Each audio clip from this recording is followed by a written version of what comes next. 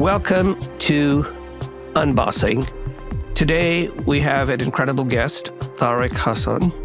And Tariq is a longtime friend, colleague, and both someone who I mentor and who mentors me. So it's a very strange operation. Welcome, Tariq. It's wonderful to have you here. We very much look forward to this discussion. Great to be here among friends. Thanks for the opportunity. So Tariq, you have a very bohemian career, having started in the world of agencies, and we first connected in the world of Leo Burnett, Chicago, and you spent a lot of time in Chicago agencies, including FCB, a new agency at that time called Element 79. You then moved to the world of brands, working with companies like HP and then Bank of America. You then became an advisor to companies like IdeaWave Labs and Viral Nation. Then you were the CMO of Petco. And then you moved to being the CMO and Chief Customer Experience Officer for McDonald's. And along the way, you both learned stuff and you unlearned, and you both learned how to lead and you potentially unlearned how to lead. And we'll talk about a lot of different things that you have learned. But one of the things that got us particularly excited was you've recently been speaking about embracing failure, which is something that most people do not want to go anywhere near, and you want to give it a bear hug. But before we have that conversation, which is obviously part of this, can you talk a little bit about your career, what you both learned and unlearned, and then we can go into greater detail? Sure. Again, thanks for the opportunity to be here. The fact that I was actually mentoring a young person of the day, and I said, look, I'd love to tell you that the things I did were by design, but what I was able to do was see how the pieces of what I did, ironically, all come together at the right time and what the industry is dealing with now. And it's sort of three chapters, right? It's that agency life was really that customer centricity, distillation of strategy, getting to great creativity, which is always still and will always be, even in this new era of technology, a foundational component. I played in technology, I played in big data, not realizing at the time how all of these things would come together as technology moved across the enterprise. The ability to move data across this enterprise and engage with customers would be the most impactful currency. Wrapping that around, really not part of my career, but I think part of my own upbringing and my own cultural values show up in terms of the importance of culture. And so when you triangulate all those things, as I say, not a planned architecture of data points of my career, but they certainly have come into a meaningful place. And I think what I would say is, and this is probably having gone back to the agency world as a strategist, I think I've always been very comfortable with learning and unlearning, because in order to really understand consumers, as much as we like to think of them in the more rational sense, they're not. And so I think as early on as the start of my career, learning that insights and customers are fluid and that you have to learn and unlearn the rituals and the behaviors you think define them, I think spilled over into how I thought about approaching my career, both in the agency world and later into the corporate world, was the comfort of that. The last thing I would say to you is, and I'll add one, you talked about learned and unlearned, and I'll add relearned. I really think a portion of this, and particularly getting to the fear elements, was a relearning for me. The tie back to things that have really nothing to do with my professional career and everything to do with the discovery of myself and discovery of how to manage through my own challenges. And for me, that was a very late discovery of dyslexia. And then really learning to hide it, to your question, I guess, to go to the unlearning, burying it, and relearning that was actually a superpower that I had to figure out how to leverage the right way, but then also relearn how to uncode that for other people, because you see things differently, you think about things in a different way, and you have to relearn how to bring people along with you. That's pretty amazing. Since you've talked about relearning and learning and unlearning, and this area of fear, both of hiding your condition and then in some ways embracing or deciding it was a superpower. Speak a little bit about your learning, unlearning, relearning about something that is pervasive today as almost a detriment in organizations in a world of change, which is failure. Yeah, look, I think it starts with defining the type of leader that you want to be. And by nature, I really am drawn to transformational elements, which requires, by definition, the ability to learn, unlearn, and relearn. It also requires, and I think this goes back to my roots in my agency life, insatiable curiosity, adaptability, both professionally in terms of the people you're working with, but also the marketplace you're working in. And I think over time, you start to unlearn. When you're younger, you learn structures, and those structures serve you well. And I think as I grew in my career and worked in different markets and changing markets, and now with all of the evolution of the marketplace with technology, really starting to get really comfortable with the paradoxes that are daily approach to what we have to do in business. And rather than fighting them and trying to hold a status quo, unlearning, hanging on to those structures that served well, and they still serve well as a foundation, but unlearning that you can give up pieces of those at different times to address the changes and the paradoxes that take place around us. I think what I sort of noticed to answer your question around fear, and that's where I think it comes back to that personal level. For a long time, I think for me, the dyslexia served as my own internal fear, right? We all have our own forms of not enoughness. We develop them our own, they're influenced by others, but they're present. And I think as I became a leader and started to lead organizations, I started to see in some of those structures, sometimes knowing, sometimes unknowing, fear inside the culture. Fear, and that fear was usually focused around a fear of failure.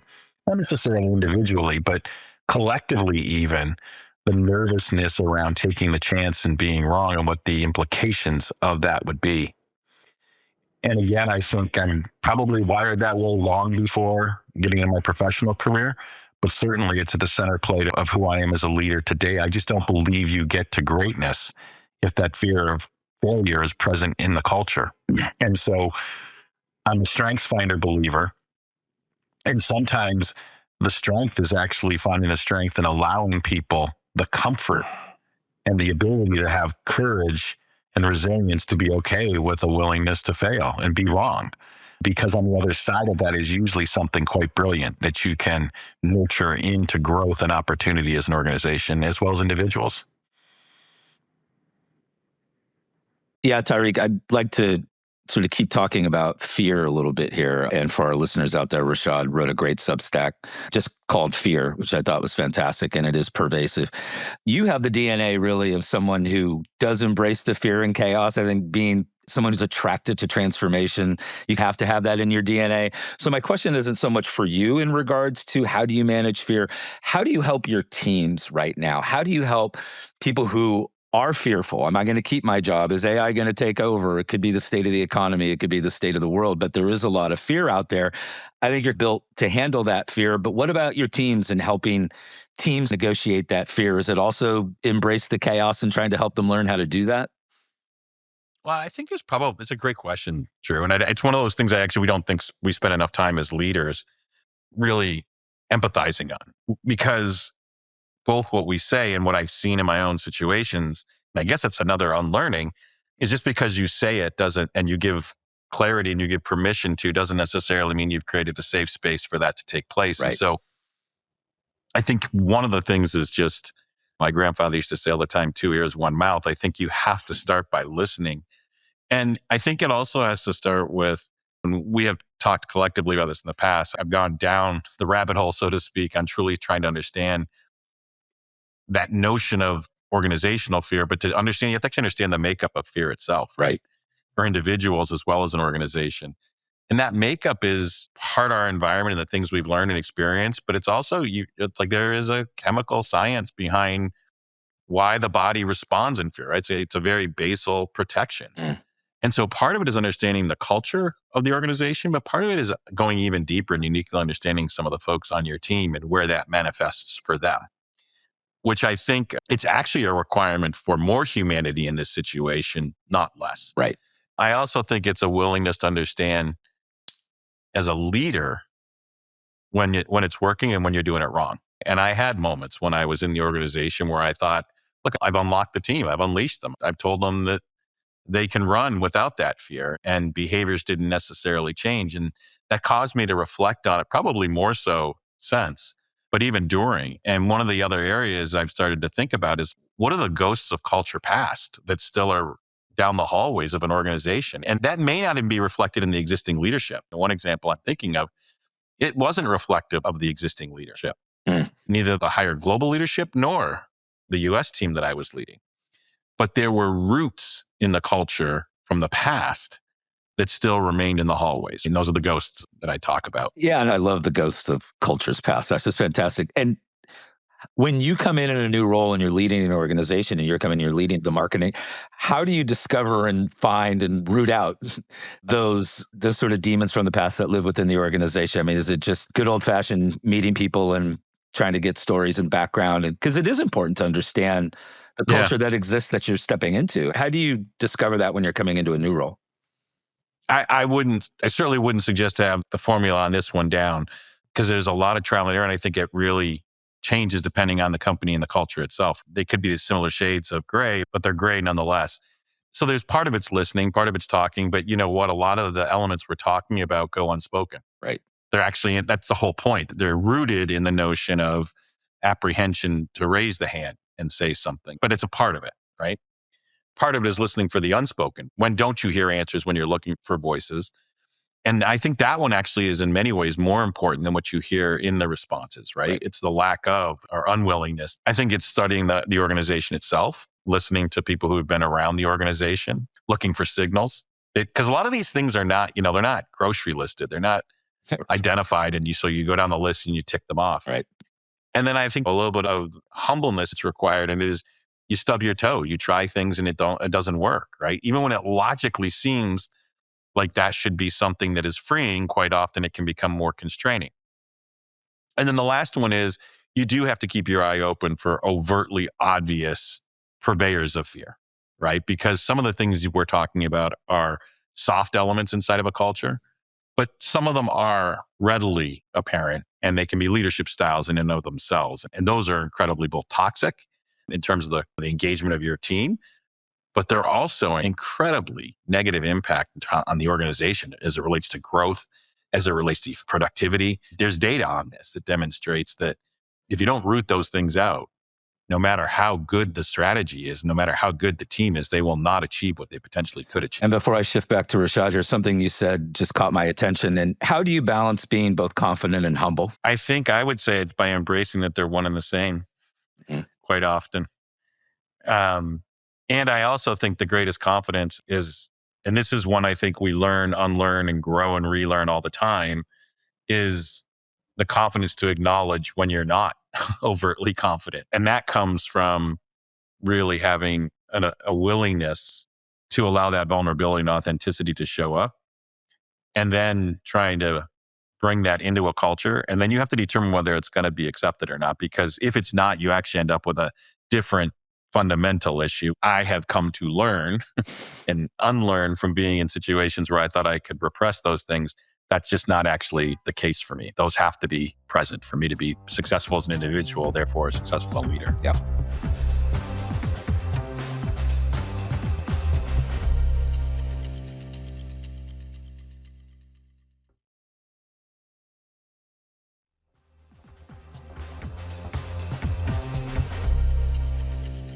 You first talked about confidence and humility being the same thing, which was made very clear to me when someone basically told me, first comes confidence, then comes humility. That's one. The second is this whole idea of sometimes those real artifacts of fear are real people.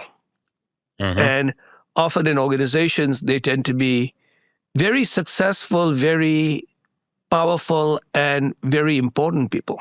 Someone who wasn't very powerful, very important, or very successful and they were a problem with the culture, they wouldn't be there. But when they're very successful and important, and it's a very hard decision because often we find that the people who are sometimes the agents of chaos also happen to be powerful, successful, or delivering the numbers.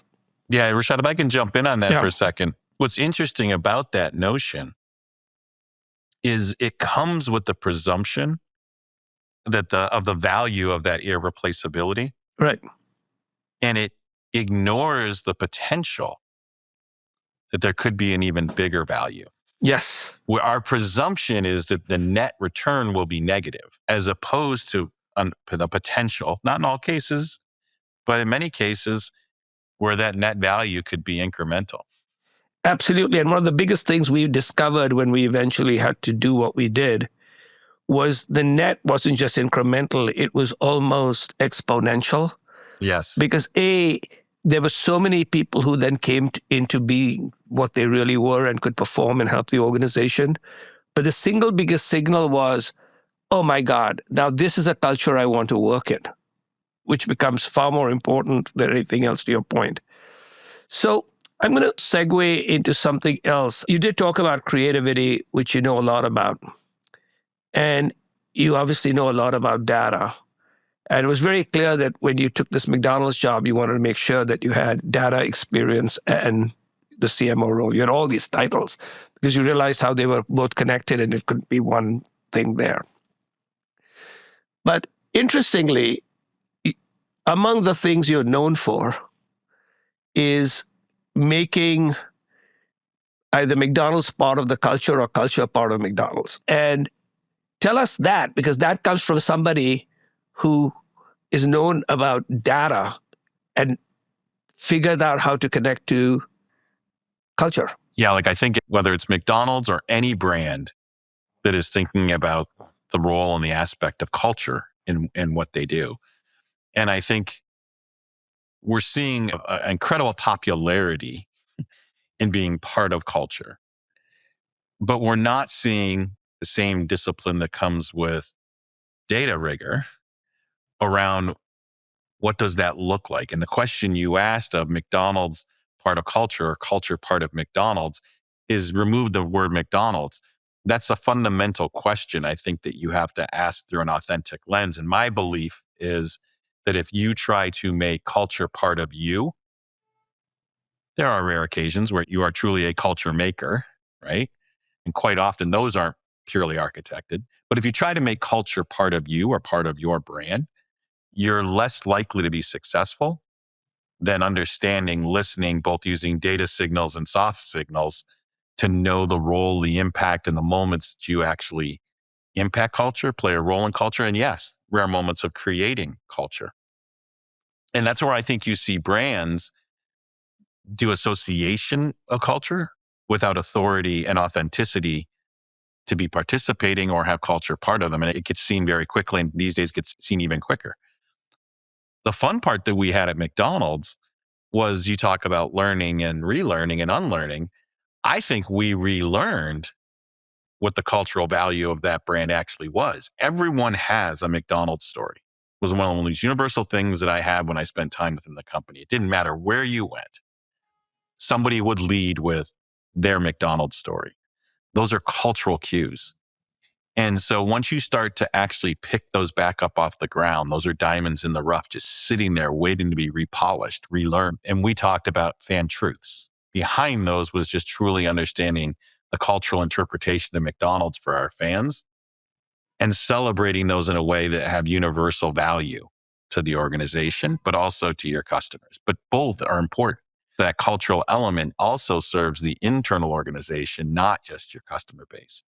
And then the second thing I would say to you, data is a cultural currency when used, when read and understood, when you understand the signals that you're getting, and when you use it in a way that is also culturally relevant. And to be effective at McDonald's, for us to connect with the youth market and do that absent of data in your cultural relationship would have been tone deaf, and it would have been missing a critical element, almost not really even speaking the language. to understand how you use data to create cultural value for your customers. Sort of building on the brand story. I guess my brand story with McDonald's would be I was a picky eater as a kid, so I would get plain McDonald's hamburgers. And while my parents were sort of exasperatingly waiting for the grill order because it had to be made custom, but I realized I would always get my burgers fresh. They were always cooked to order because they were plain. And I have visions, it being in those restaurants and waiting, and I can see that restaurant. And I love this idea that everybody has a McDonald's story. And as you talk about the youth market today, how do brands build affinity with youth markets today? There's so many other influences and inputs, and whether it's social media or whatever, and we all know what we've been through the last 25 years. What's your advice to marketers out there and leaders that are engaging with the youth market? And how do you connect with them today? How do you build brand with a 19-year-old? You've already given them the answer, both you and Rashad, in the theme of this conversation. You have to unlearn. You don't actually build it. There are portions of that conversation you build. Mm-hmm. There are portions you collaborate to build, right? Either direct collaboration. And then there is your brand. Your brand is being built by creators and by influencers when you're not there and you're not participating. So the question becomes, what are all the things that you do when you're developing and orchestrating a brand that you overtly do to build that brand culture, but also to send signals that those who are out there and creating, in many cases at a broader scale than even you, have our artifacts that they will pick up and use. And a simple example I will give you, I wish we were brilliant enough to have created the crazy Grimace Shake TikTok craze that went off. What we were very good and what the team was excellent at doing was taking those fan truths and those relationships and those moments like you described and reminding them. And for us, that was revolving around understanding childhood loss and what McDonald's meant for an adult. You just your memory drew on your childhood to it, right? So we created an opportunity by celebrating Grimace's birthday to draw on those memories of having a birthday party at McDonald's. Either you had one or you got invited to one. That created an artifact for someone to engage with the brand in a way that had nothing to do with birthdays and in a way that probably to this day I'll never fully be able to explain. But if the brand relevance and the brand relationship and that affinity and love wasn't present, a creator could have used any milkshake, right? It's the things that you do by recognizing you actually aren't in total control of building your brand.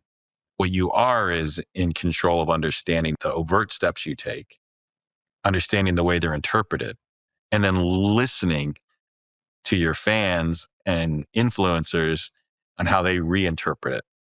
And then the most important thing in that situation was knowing when not to try and force yourself into it, right?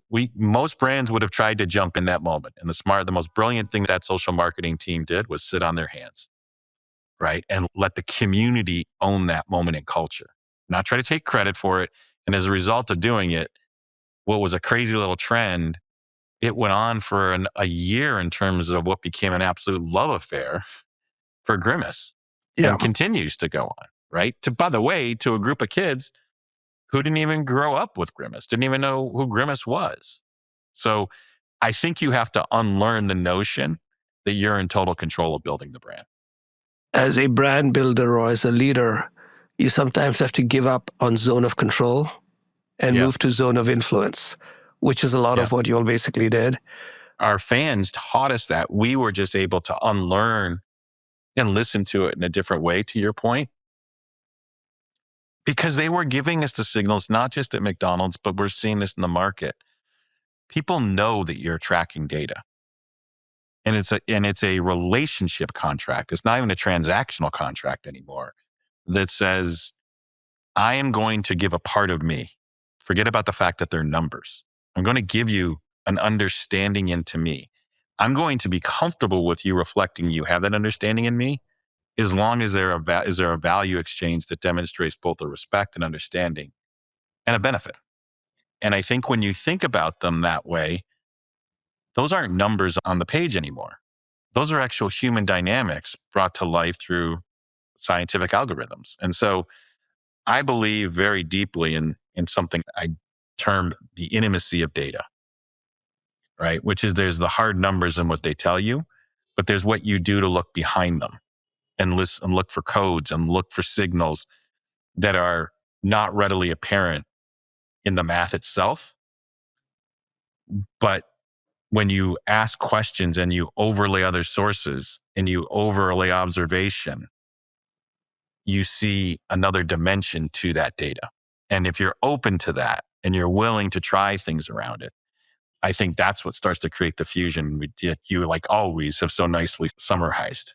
For the modern marketer, the modern leader now, what does data rigor mean to you, particularly as now here comes AI? Just to even talk about the consumer data world, out of the Information Today, they got a great article on they're quietly buying up a lot of consumer data, which is quite interesting. How are you working out your data muscle, whether it's for your next role or just advising people and in regards to data rigor? What does that mean now for a marketing leader, for an executive? Well, the first element of the rigor starts before you even get into the data itself, and it's the rigor to have a clear understanding of the vision and the strategy you've set for the business. Notice I said the business, not marketing, right? And then the first point of rigor and discipline is actually around the prioritization to achieve what is required to drive that growth for the enterprise. Because at the end of the day, as much fun as some of this stuff can be, where marketing has lost some of its credibility at times, has been our ability to lean hard in to what the impact on the business itself is. Right. Once you have that vision and you understand the priorities, then that gives you a roadmap for what is it going to take to achieve those priorities. And that actually allows you to narrow what data you focus in on. Because my boss used to, he's still echoing in my ear as I think this. This is a just because you can doesn't mean you should moment. Just because you have the data doesn't mean it should be used. And the criteria for how you avoid being, swamped by a tsunami of data is to start with the original question, which is what problem am I in service of solving? And what are the best aspects and the best attributes of that data to be? And that takes rigor. And then rigor around how you use the data, read the data, question the data is the other big component of it. Because going back to that notion of fear, one of my biggest fears about the AI world is that we are going to create an even deeper version of a data made me do it generation. And one quick follow-up to that, Tariq, would be if you're a leader in an organization, regardless whether you're in marketing or leading product or whatever it is where data is really important. And how many times do you hear people say, oh, my data situation, it's a mess, or whatever. It still seems to happen today, even though we've been say we should be focused on this for the last 20 years. What can you do if you feel like your data is a mess within the organization? What's a great first step to do? Is it to go to the CIO and the CTO? It's understanding the data inputs and the sources, of course, and who has access to it. But if your data is a mess in your organization, what can you do? How can you start to fix that problem? That's a great question, Drew. Look, I think mess gets defined broadly. It's not like a data mess, as you put it, is a new thing that we've had to deal with. Right. I think I start with increasingly on a clear understanding of the organization, because we now live in a world of organizations that very clearly have data and organizations that do not. You have a clear have and have not on the data front. And by that, I mean first-party data specifically. The power of AI and the good news of AI is it's going to allow many of those businesses, before you get into structural data inside the organization being a mess, the absence of data, now all of a sudden AI is going to provide them the ability to fill some gaps. And so I think that's a great thing. The question of the mess, so to speak, goes back to what we were just talking about. What is the data in service of? Because then you can figure out how you're going to organize it. So my role at Petco, the opportunity for growth that we saw was shifting our thinking from being a 4-box retailer to actually trying to get data organized so that we could actually understand a pet parent better, so that we could understand the stages of the life of their pet. And the intent was to understand them from adoption to end of life and be able to use that data in service of one very specific things that our customers and our parents told us they wanted: happier, healthier, longer life. That was it. And so the question then becomes, what are you organizing the data around? A lot of the messes that are created by wanting to do too much and not knowing what you're actually going to use it for in the first place. The other thing is we tended to do those things in a pretty silo basis. And the beauty of where we are today is that's no longer even an option. You have to think cross-enterprise and you have to think cross-functional, because the AI is going to pull data sources from all sorts of places across the enterprise, not just the fenced areas you used to play in. And so I think if you start with, again, that clear focus of where am I trying to get to? What's the problem I'm trying to solve? What are the priorities? What's the data I need to achieve that? That actually narrows what you start to clean up in the house first, right? And but that takes the rigor to recognize there's a bunch of data, even though it's available in a mess. It's like your email box. Don't spend your time emptying it. Right. You might feel good when it is, Yeah. but you could have used that time to do a lot more effective things. It's the same thing. Get the prioritized data organized. That will feel like a lot less of a taxing challenge ahead of you. I can see my mom rolling her eyes right now. God, if I could only get him to clean his room with that kind of thinking when he was younger, because that never happened.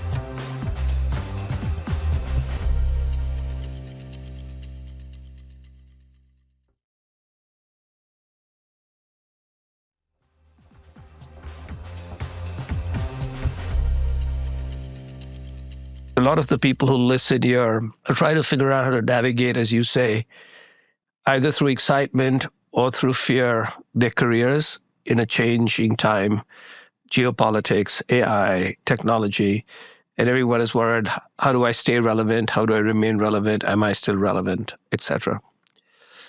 So based on talent, both that you hired in the past and may not have changed, and talent that you will hire today, what has remained the same and what has changed? What have we got to either relearn or double down on, and what do we need to unlearn? And obviously, this is a broad question. It changes by category, country, but some themes. Yeah. So I think the one fundamental change is we used to create functional specialists. I think as we go forward, you're going to need to have people that have, yes, in certain cases, elements of specialization, but the context and understanding it in the breadth of the organization and the ability to move and take that unique specialization into a broader set of work, I think is going to be critical. And so it's, again, that is contradiction and paradox in looking for talent that is comfortable both with linear and absolutely no structure, depending on where you are in life cycle, where you're on a project, where you're on the business, where the marketplace is, et cetera, all those dimensions.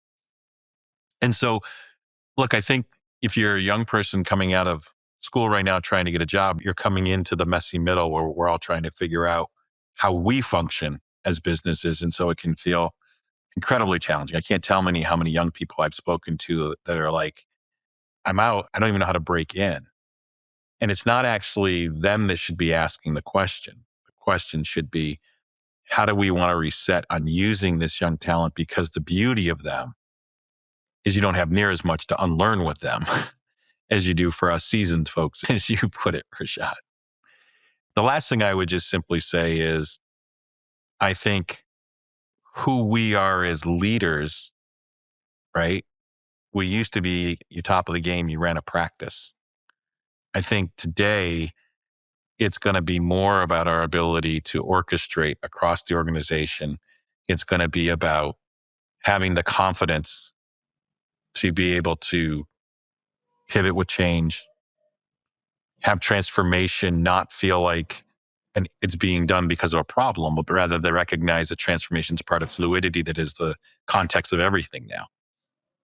And leaders who are both calm, decisive, but also can flip and look incredibly willing to be able to be nimble and break those structures that we've talked about. And that's going to require a much more humanistic approach than one that's driven strictly by structures of data and information, which, as you've said, look, the information is now all democratized. So the question becomes one of differentiation. That is an inherently human dimension. How do you differentiate yourself is much the same of how you think about differentiating a brand or a business. That, I would say, makes sense. And I think in times of tectonic and dramatic change, we need people who are calm orchestrators, as you mentioned. And I think one of the things that you also talked about, which is one of the reasons for orchestration, is AI does not see the silos. They solve for the Right. outcome across. And so, in effect, they don't see the difference between marketing and sales and customer relations and everything else. So we have all these divisions, and this thing just swats right across, and they just see the outcome in the customer. 100%. I think that goes back to another unlearning moment. We're going to have to unlearn structured development and how we design and rethink it, not through functional lenses, but again, think it through the things we're trying to get done, the problems in the way, and the capabilities that we need to bring together in a cross-functional, in a collaborative way to get things done. Both because the speed's going to require, but you'll be more effective and more efficient.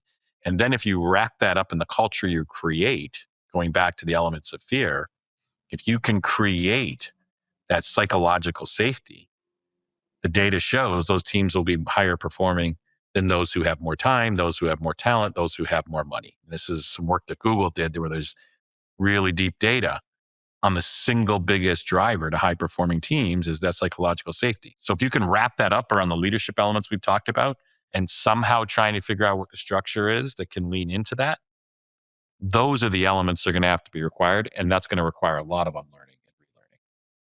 Very important to recognize, especially in today's environment, because that study, which has been demonstrated again and again, that psychological safety is the way one builds trust, which is very important for speed. But also psychological safety, immediately after that, the second area is diverse talent of different backgrounds. But the reason psychological safety is so important is just collecting diverse talent, but not letting them voice their differences, means you really just have quotas. You don't have different sort of true distinctiveness. But what I'd like to do is open up what's keeping you busy, what's keeping you excited now as you think about what next. Yeah, this time has been a gift. It's been a gift because, as you put it, you get to a seasoned point in your career. Right. I haven't really taken some time to take a breath, and that took some rigor to allow myself to. Oh yeah, because everybody, when they do this, it's like, if I let go, will I ever come back?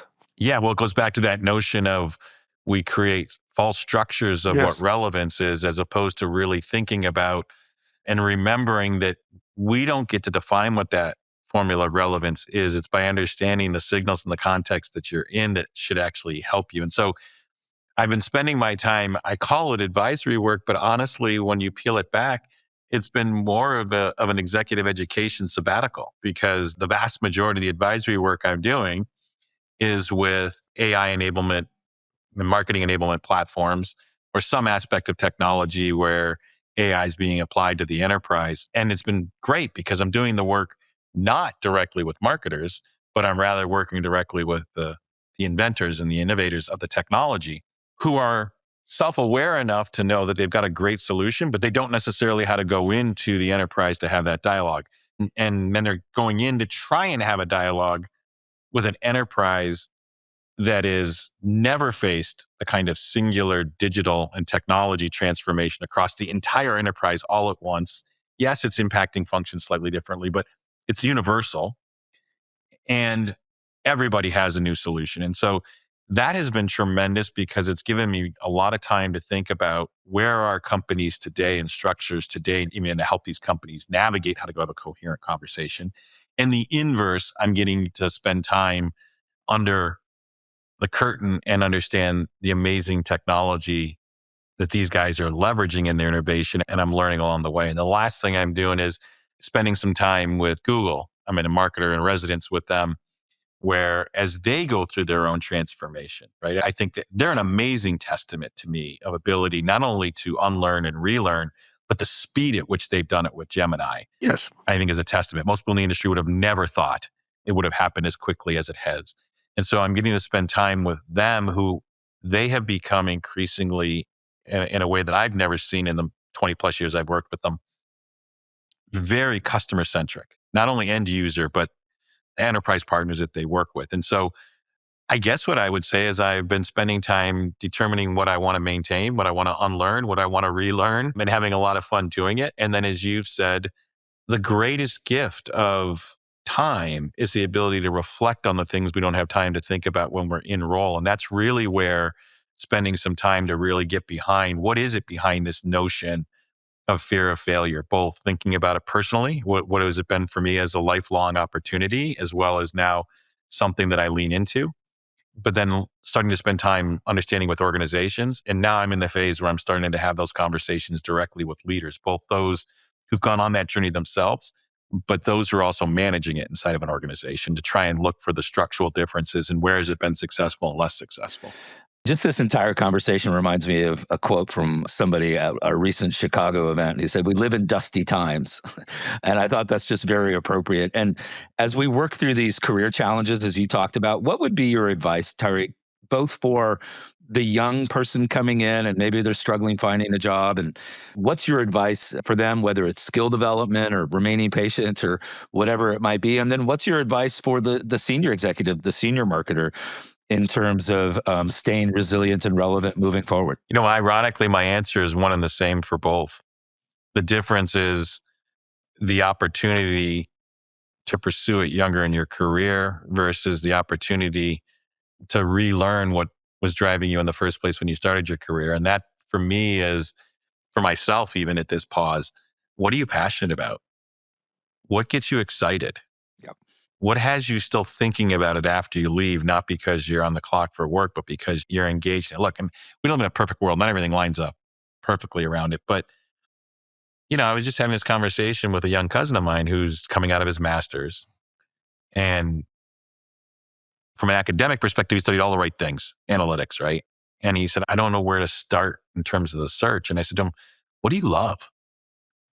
What do you get excited about applying this to? And then I think for us, as we become more seasoned in our careers, somewhere along the way, not for all of us, some of us were smart enough to stay with it and figure it out, but somewhere along the way, on the path to what is potentially other people's defined success and sometimes self-created in our own mind, we unlearned the power of following that passion and following that strength of heart and brain to go do the things that we love. So I guess my answer is one and the same: is know yourself enough to know the things that you're passionate about. Know yourself enough to know the things that are opportunity areas so that you're aware of them when you start to go. And I'm better at that than some days than others, like we all are. But mostly, I think in some ways, even more important at this point in my career, because as Rashad said, your tolerance for putting up with some of it is much lower at this point. Yeah. So you better get that piece figured out, because you're not only not going to be good for yourself, you won't. That is one benefit of being seasoned. Fantastic. We've had the amazing opportunity to hear from Tariq, who has basically given us at least half a dozen ways of thinking about learning and unlearning and being a better boss in a world of unbossing today. And they have included the fact that creativity and data are really fused with technology to be together, the same thing, resonating in culture versus they being separate. Coming up with great answers is fantastic, but coming up with good questions might be also fantastic. You're never too big, or it's never too late to change, as recently Google has shown with Gemini and a lot of things that they're doing. That many of us as leaders should not confuse activity with success. Sometimes it is reflecting and taking time off. That also is a form of success. And finally, that in many ways, embracing the fear of failure may be the best antidote to failure. Thank you, Tariq. Thank you.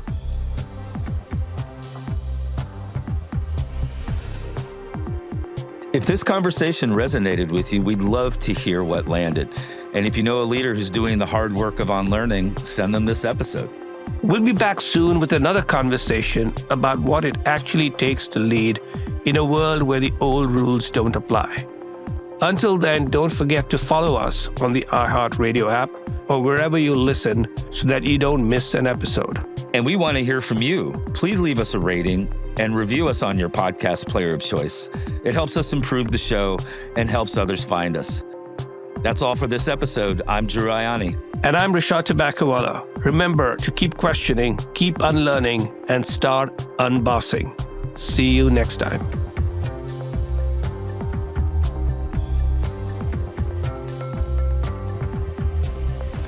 Unbossing is a Bubbler Media iHeart podcast production